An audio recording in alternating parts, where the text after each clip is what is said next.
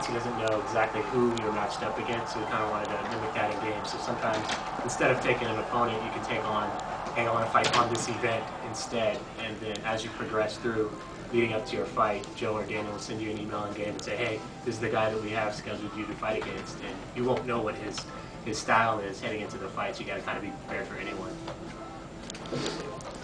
So Wes is going to go big, take the highest cred, and then now you can see we have this bar. Here's our calendar. We have 10 weeks to our fight. Our stamina is at 94%, and essentially you're trying to augment your character's stats and abilities, right? So Wes has a stamina of 94%. I don't know, what are you going to do with that? Are you going to train? Right into sparring. So he's going to go into spar. Again, you can see the stamina is going to go down. Essentially, you want to manage your stamina so that you go into training with as high a stamina as possible because you get better points for training. Much like in a real UFC training, you're going to get more out of a training if you have better stamina. And the same thing with going into a fight. You're trying to do the math to maximize the amount of points that you get to allocate to your fighter's skills, and then go into a fight with as much stamina as possible. You can see my masculine jawline just came out great in the game. We really did a good job. But I got this Quasimodo thing going. I don't know. I don't know how good I'm going to do if you're my trainer. I know.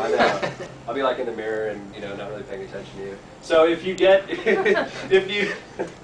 you listen to your trainer, quote unquote, like you saw there, he's saying, okay, avoid this guy's punches and takedowns.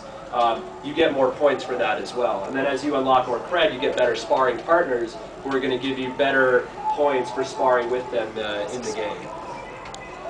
So essentially Wes is going to try, he's getting in his, this guy's mimicking the same styles of the guy he's fighting against. You can see he's a lot slower, not as powerful as like a roster fighter, but he's working his way to get as many points as possible, do as much damage. So again, in that vein of you're fighting to gain points, you're fighting to quote unquote learn new things, get experience, you get cred, get those camp invites, unlock new equipment, again to make your player better and get through career, and then eventually own people online, or you just have your guy that you spend time in creating. It should be noted that this is on the easiest difficulty. Yeah, and that's the thing too. I think that's a really important thing to note, that if you start feeling the game is not really providing you a challenge as you've gone through, you can turn the difficulty on expert, and expert is straight up expert. Like when we play expert here in the office, it's a lot of thinking going on for us to actually plan correctly.